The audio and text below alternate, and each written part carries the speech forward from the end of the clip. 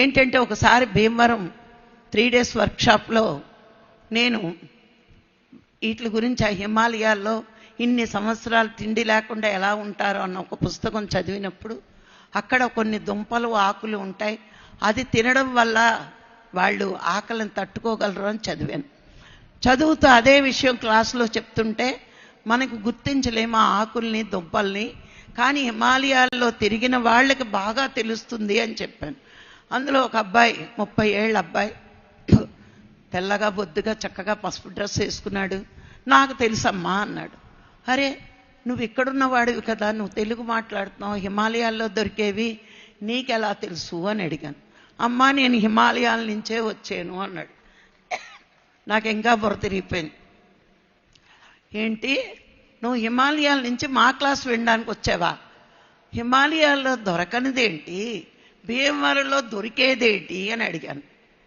అడిగితే మరి అందరూ అన్నీ వదులుకుని సన్యాసం స్వీకరించి హిమాలయాలకు వెళ్ళిపోయి ధ్యానం చేస్తాము అని పారిపోతున్నారు కదా అని నేను అడిగితే, నేను ఒక ఆశ్రమంలో ఉన్నానమ్మా, 14 సంవత్సరాలు నేను గురువు గారికి శుశ్రూష చేశాను. చేస్తే అప్పుడు గురువుగారిని అడిగాను, నాకు మోక్షం ఎలా వస్తుంది అని. నీకు ఆ మోక్షం తెప్పించే జ్ఞానం నేను చెప్పలేను, ఏదో మంత్రం ఇచ్చి జపం చేసుకోమన్నాను, నీకు మోక్షం నేను తెప్పించలేను.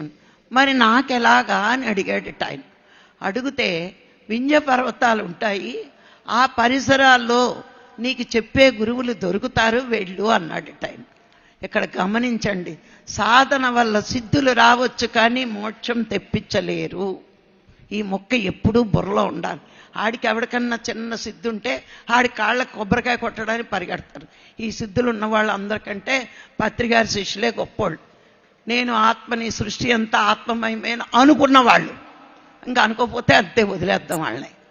అయితే అక్కడికి వచ్చి వింధ్య పర్వతాలు ఎక్కడంటే, ఇప్పుడు పాకలపాటి గురువు గారి ఆశ్రమంలో చుట్టూరు ఉన్న పర్వతాలని వింధ్య పర్వతాలు అంటారు. అక్కడికి వచ్చి ఆ నర్సీపట్నంలో ఒక గుడిలో కూర్చుని కళ్ళు మూసుకున్నాడట. మూసుకుంటే మన పిరమిడ్ మాస్టర్లకు దొరికాడు ఆయన. ఏం బాబు ఊరికి కొత్తగా వచ్చినట్టున్నావు, నువ్వు కళ్ళు మూసుకున్నావు, ఏం చేస్తున్నావు అన్నాడట. అంటే ఏమీ లేదు, మా గురువు గారిని నాకు మోక్షం కావాలి అంటే నేను ఇవ్వలేను, నీకు మోక్షం చెప్పలేను, వింధ్య పర్వతాల దగ్గర ఆశ్రమాలు ఉంటాయి, అక్కడ ఏమన్నా మనుషులు ఉంటారు, వెళ్ళు అన్నాడు. నేను ఇక్కడికి వచ్చి కళ్ళు మూసుకున్నాను, ధ్యానం. నీకు జ్ఞానం కావాలా, నీకు సాధన సరి అయిన సాధన కావాలా అని అడిగారట వాళ్ళు. కావాలి, అయితే భీమవరం 3 daysకి వెళ్ళు అన్నారట. అప్పుడు భీమవరం 3 daysకి వచ్చి నాకు దొరికాడు. అప్పుడు అనుకున్నాను, పత్రిగారు ఇచ్చిన జ్ఞానం హిమాలయాల్లో ఎక్కడ దొరుకుతుంది, ఎక్కడ దొరుకుతుంది, ఇంకా మీకు జ్ఞానం రాలేదు, పిరమిడ్ మాస్టర్ల దగ్గర దొరుకుతుంది, బుద్ధి లేదా చెప్పరే. గొప్ప శిష్యులు ఉన్నారు అంటే గురువు గొప్పతనం తెలియాలి, ఎంత గొప్ప జ్ఞానం మనకిచ్చాడు. అహం బ్రహ్మాస్మి తత్వమసి, దీని అర్థాలు ఎవరు చెప్తున్నారు, మళ్ళా చిలకలా వల్లి వేస్తున్నారు. శరీరం నేను కాదు, మనసు నేను కాదు, బుద్ధి నేను కాదు, మిగిలిన ఆత్మ నేనే.